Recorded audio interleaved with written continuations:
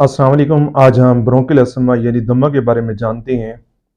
दमे के जो मशहूर अलामात हैं उसमें खांसी, सीने में जकड़न, सांस का फूलना और सीटियों की आवाज़ों का आना है। इसके साथ जो एसोसिएटेड रिस्क फैक्टर होते हैं उसमें allergic rhinitis, anxiety. Allergic rhinitis में जैसे नज़ला ज़ुकाम, कीड़े का गिरना, सूंघने की हिस्स का कम हो जाना और चेहरे की हड्डियों में दर्द होना। मैदे की रिफ्लक्स डिजीज़ और कुछ अद्वियात ऐसी हैं जैसे डिस्प्रीन, एंटीनॉर्मिन, जिसकी वजह से दमे की ये सारी अलामत जो मैंने पहले बताई हैं वो बढ़ जाती हैं। दमे की बहुत सारी वजूहात हैं, उनमें से दो वजूहात बहुत मशहूर हैं, एक जेनेटिक और दूसरी एनवायरमेंटल, यानी कि मारूसी और माहौरियाती।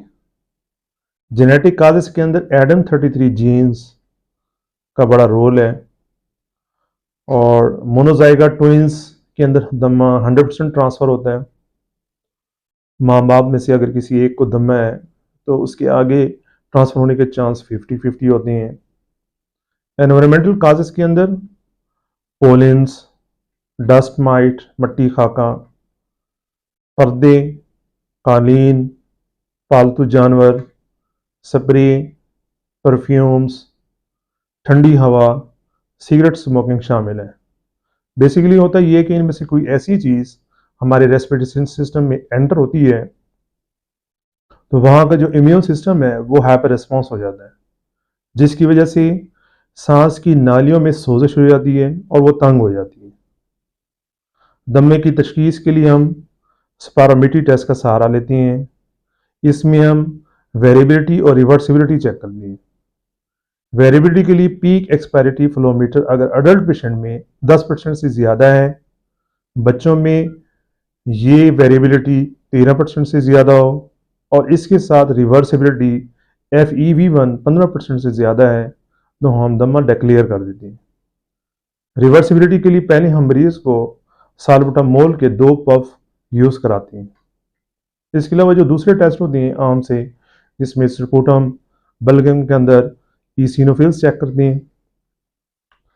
CBC में ईसिनोफिलिया बड़े होते हैं। फिर दमे के मरीजों में अक्सर हम एक्सरे नहीं करवाते। एक्सरे कराने की जो वजह होती है उसमें हम इन्फेक्शंस और न्यूमोथ्रेक्स को रूल आउट करते हैं और बाज़ औक़ात वेरी रेयर केस के अंदर कार्सिनॉइड ट्यूमर्स जिसकी अलामत दमे से मिलती जुलती हैं वो एक्सरे में पढ़ा जाता है। फिर बाद में हम उसका CT scan with IV contrast, bronchoscopy, biopsy करते हैं। कफ वेरिएंट दमा ऐसा है जिसमें सिर्फ मरीज को खांसी होती है, उसके लिए मैथाकोलिन चैलेंज टेस्ट करते हैं। इसमें FEV1 20% तक गिर जाता है। एक्सरसाइज इंड्यूस एस्थमा के अंदर FEV1 10 से 15% कम हो जाता है। ऑक्यूपेशनल अस्थमा जिसके लिए हम ब्रोंकियल प्रोवोकेशन टेस्ट करते हैं, ये ऐसा दमा होता है जो काम से रिलेटेड होता है। फॉर एग्जांपल जो लोग पेंट करते हैं या हेल्थ केयर प्रोफेशनल्स जो केमिकल के साथ ताल्लुक़ रखते हैं, उसकी वजह से उनको सांस की तकलीफ बढ़ जाती है। फिर ये वोकल कॉर्ड्स, ये लैरिंक्स, ये वोकल कॉर्ड्स काम नहीं करते कुछ बीमारी में, उसको डायग्नोस के लिए हम ENT डिपार्टमेंट से इनडायरेक्ट लैरिंजोस्कोपी कराते हैं। ये वोकल कॉर्ड डिस्फंक्शन की बीमारी कहलाती है। कार्डिक दमा भी होता है जो बिल्कुल ब्रोंकियल दमा से मिलता जुलता है, इसके लिए हम इकोकार्डियोग्राफी कराते हैं। फिनो का टेस्ट इसलिए करते हैं कि हम ये देख सकें इस मरीज के अंदर कितने इनहेल्ड स्टीरॉयड दे सकें। स्किन प्रिक टेस्ट के जरिए हम किसी भी मरीज के अंदर ये मालूम कर सकते हैं कि इस मरीज को किस चीज़ से एलर्जी है, यानी किस एलर्जन से एलर्जी है, जो मैंने नाम पहले बताए आपको, पोलन हो गया, डस्ट हो गया। फिर हम उसके मुताबिक इलाज करते हैं, यानी कि उसके लिए हम स्लिट और स्किट का सहारा लेते हैं। स्लिट बेसिकली सबलिंगुअल इम्यूनोथेरेपी है और स्किट सबक्यूटेनियस इम्यूनोथेरेपी है। इसके अलावा जो नेक्स्ट टॉपिक है इसमें हम उसकी ट्रीटमेंट पढ़ते हैं। ट्रीटमेंट इसकी दो किस्म की होती है, pharmacological treatment, non pharmacological treatment. Non pharmacological treatment के अंदर हम मरीज को ये एडवाइस करते हैं कि आपने ठंडी चीज़ें, खट्टी चीज़ें नहीं खानी, मट्टी खाके से परहेज करना है, सिगरेट नहीं पीना, वज़न कम करना है, वैक्सीनेशन और विटामिन डी का बाकायदगी से इस्तेमाल करना है। यहाँ पर जो वैक्सीनेशन हम लगाते हैं एस्थमेटिक पेशेंट्स के अंदर, उसमें इन्फ्लुएंजा की वैक्सीन हर साल लगती है, वैक्सीग्रिप के नाम से आती है। न्यूमोकोकल वैक्सीन 5 साल बाद लगाते हैं। कोविड और पर्टुसिस की वैक्सीन अभी ऐड कर दी गई है। ये कोविड की वैक्सीन और इन्फ्लुएंजा की वैक्सीन सेम डे पे लगाई जा सकती है, लेकिन कोविड की वैक्सीन ज़ुलैर इंजेक्शन के साथ नहीं लगा सकती। ये ज़ुलैर इंजेक्शन आगे जाकर मैं आपको बताऊंगा ये क्या चीज़ है। ये बेसिकली ओमालिजुमाब है, जो बहुत सीरियस एस्थमेटिक पेशेंट को लगाया जाता है। विटामिन डी जो हमने दिया है, इसके ऊपर जो एक्सट्रीम स्टडी हुई है उसमें बताया गया है कि ये पल्मोनरी फंक्शन टेस्ट को इम्प्रूव करता है और साथ में स्टीराइड का रेजिस्टेंस जो हो जाती है उसकी रेजिस्टेंस को कम कर देता है और उसके साइड इफेक्ट्स को भी कम करता है। विटामिन डी का बड़ा अहम रोल है इसमें। इसके बाद जो प्रेग्नेंट लेडीज होती हैं उनको हम एडवाइस करते हैं कि आप बाकायदगी से अपने दमे का इलाज करें और डिलीवरी के टाइम जनरल एनेस्थीसिया से बेहतर है आप रीजनल एनेस्थीसिया को प्रेफर करें। गायनाकोलॉजिस्ट को हम एडवाइस करती हैं कि वो डिलीवरी के दौरान स्टीरॉयड का इंजेक्शन कंटिन्यू करें और ब्रेस्ट फीडिंग को हम प्रेफर करते हैं, ब्रेस्ट फीडिंग को प्रमोट करते हैं इसलिए कि जो औरतें ब्रेस्ट फीडिंग कराती हैं उनके बच्चों में दमा और एक्जिमा के चांस बहुत कम होते हैं। फार्माकोलॉजिकल ट्रीट में हम जीना गाइडलाइन का सहारा लेते हैं। जीना बेसिकली एक ग्लोबल इनिशिएटिव इंटरनेशनल ऑर्गेनाइजेशन है जो 1998 में बनाई गई थी और इसका मकसद एक ही था कि इसने पूरी दुनिया में लोगों को इन्फॉर्म करना था दमे के बारे में। इसके जरिए हर साल मई के पहले हफ्ते में दमे का दिन मनाया जाता है। जीना गाइडलाइन के मुताबिक अभी तक पूरी दुनिया में 25 करोड़ से ज़्यादा दमे के मरीज हैं। जीना जिस तरीका इलाज के तहत इलाज करता है उसने स्टेप्स की बेस पे डिवाइस किया हुआ है। ये स्टेप्स उसने बेसिकली पेशेंट्स की साइन और सिम्टम को देखते हुए बनाई हैं। स्टेप 1 में ऐसे मरीज आते हैं जिनको अलामात महीने में 1 या 2 दफ़ा होते हैं। स्टेप 2 में ऐसे मरीज आते हैं जिनको अलामात 2 से ज़्यादा हों, महीने में 2 से ज़्यादा हों। और स्टेप 3 के अंदर हफ्ते में 1 दफ़ा। स्टेप 4 के अंदर हफ्ते में ज़्यादातर दिनों के अंदर उसको अलामात आती हों और स्टेप 5 में सारा दिन उसको ये अलामात रहती हैं। स्टेप 1 और 2 के दरमियान एयर थेरापी का इस्तेमाल किया है। स्टेप 3 एंड 5 के दरमियान मार्ट थेरापी का इस्तेमाल किया है। इसका मतलब ये है कि स्टेप 1 और 2 में अडल्ट के अंदर लो डोज आईसीएस फॉर्मिट्रोल एसओएस देंगे, हस्ब ज़रूरत देंगे, लेकिन बच्चों में स्टेप 1 के अंदर लो डोज आईसीएस के साथ साबा और स्टेप 2 में लो डोज आईसीएस डेली देंगे। स्टेप 3 में अडल्ट के अंदर लो डोज आईसीएस डेली देंगे। बच्चों में very low dose ICS formoterol देंगे। स्टेप 4 में अडल्ट के अंदर moderate dose moderate dose ICS formoterol देंगे। बच्चों में लो डोज आईसीएस फॉर्मिट्रोल के साथ लामा देंगे और उसके साथ मोंटिलुकास ऐड करेंगे। स्टेप 5 के अंदर हाई डोज आईसीएस फॉर्मिट्रोल के साथ लामा और उसके साथ low dose azithromycin, low dose oral steroids और इसके अलावा जो लेटेस्ट मेडिसिन हैं दमे के बारे में बायोलॉजिकल एजेंट्स और फिनोटाइपिक असेसमेंट करते हैं। बायोलॉजिकल एजेंट्स के अंदर ओमालिजुमाब सबसे मशहूर ड्रग है जो पाकिस्तान में जुलेर के नाम से आती है। ये ज़्यादातर उन लोगों में लगाई जाती है जिसमें दमे की बाकी मेडिसिन काम नहीं करती। इसके लगाने की वजह से दमे के मरीजों में काफ़ी बेहतरी आती है। ये ख़ास तौर पर उन मरीजों में लगाया जाता है जो एलर्जिक रिनाइटिस और पोलिप्स के साथ आते हैं। बच्चों में दमे की तशखीस के लिए जो क्राइटेरिया है वो ये है कि दमे की सारी अलामात होनी चाहिए और उसके साथ कोई रिस्क फैक्टर और फैमिली हिस्ट्री का होना ज़रूरी है। रिस्क फैक्टर में एक्जिमा भी हो सकता है, एलर्जिक रिनाइटिस भी हो सकता है, फूड एलर्जी भी हो सकती है। फैमिली हिस्ट्री में माँ बाप में से किसी एक को दमा हो।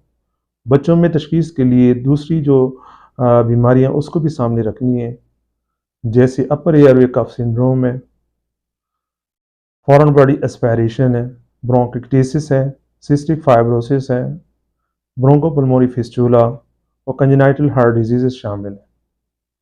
इसके अलावा इमरजेंसी में जो मरीज आते हैं, इमरजेंसी में जो दमे का मरीज आता है उसको हम ऑक्सीजन प्रॉप अप करने के बाद निबुलाइज विद साल्बुटामोल और एटम की जगह इपनेब यूज़ करना है, क्योंकि ये सस्ता है थोड़ा सा। फिर स्टीराइड यूज़ करती हैं, 100 मिलीग्राम स्टीराइड या 250 मिलीग्राम स्टीराइड TDS यूज़ करती हैं। अमाइनोफाइलिन और मैग्नीशियम सल्फेट लगाती हैं। अमाइनोफाइलिन उन मरीजों में नहीं लगाएंगे जिनको पहले दिल की सीवियर बीमारी हो या पहले जो ज़ैंथीन डेरिवेटिव्स के ऊपर हों। इसको लगाने से पहले ये चेक करेंगे कि इसके साथ कोई मैक्रोलाइट्स तो नहीं दे रहे, क्योंकि मैक्रोलाइट्स के साथ इसकी टॉक्सिसिटी काफ़ी हद तक बढ़ जाती है। इसकी डोज अमूमन 250 मिलीग्राम इन 250 ml नॉर्मल साइन IVOD है। मैग्नीशियम सल्फेट 2 ग्राम और 20 मिनट्स लगाते हैं।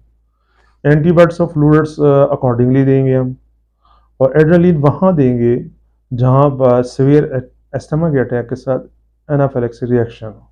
जैसे लास्ट टाइम पिछले हफ्ते में एक लेडी है जिसने अंडा खाया, उसको सीवियर एनाफिलैक्सिस हुआ और वो वेंटिलेटर पे चली गई। इस तरह की कंडीशनों में हम एड्रेनलिन देंगे।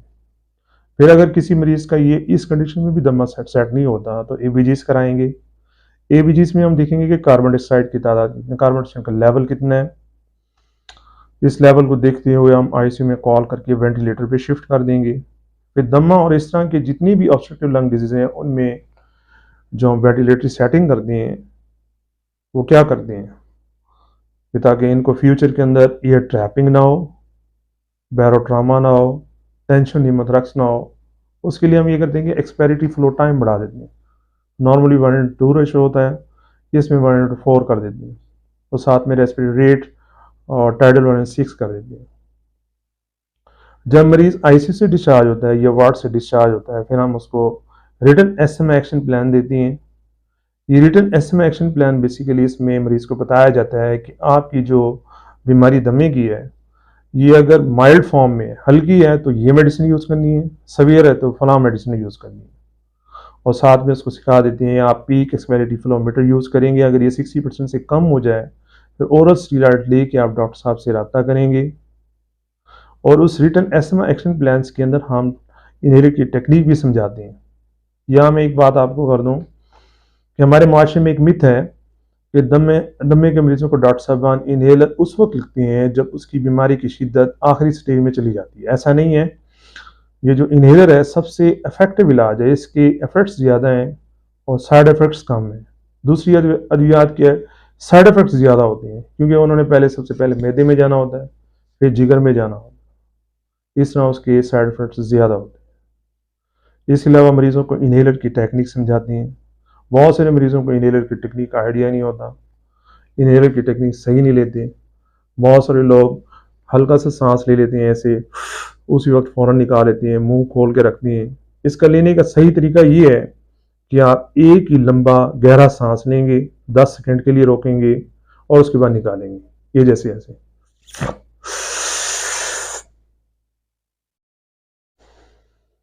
ऐसे निकालना। फिर 10 सेकंड के बाद निकालने के बाद आप कुल्ली करेंगे। कुल्ली अगर नहीं करेंगे तो उसके बाद आपको फंगल इन्फेक्शन के चांस ज़्यादा हैं और आपकी आवाज़ भी बैठ जाएगी। और आप शीशे वाला जो बर्तन होता है, जैसे साल्वोमेट्रिक डिवाइस है जिसके ज़रिए आप सांस ले रहे हैं, इन्हेलर ले रहे हैं, उसको भी आपने महीने में 15 दिन में साफ़ करना है।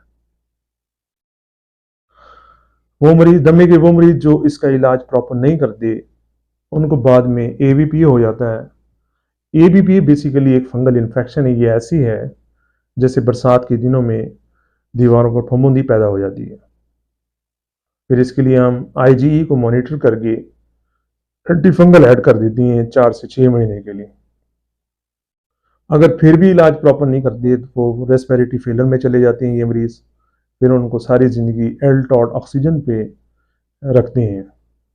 यहाँ पर एक इम्पॉर्टेंट बात आपसे जिक्र करना चाहता हूँ कि हमारे बहुत से कुलीग ABPA के मरीज़ों के TB की मेडिसिन खिला रहे होते हैं, और इसके बरक्स जो बहुत सारे TB की मेडिसिन पेरिफेरी में होते हैं उनको टाइफाइड की मेडिसिन दे रहे होते हैं। हमें चाहिए कि पहले हम प्रॉपर हिस्ट्री और इन्वेस्टिगेशन लें। अल्लाह ताला हम सबको इल्म की समझने की तौफीक अता फरमाए और मरीज़ों को शफा अता फरमाए। Thank you so much. Good bye, अल्लाह हाफिज़।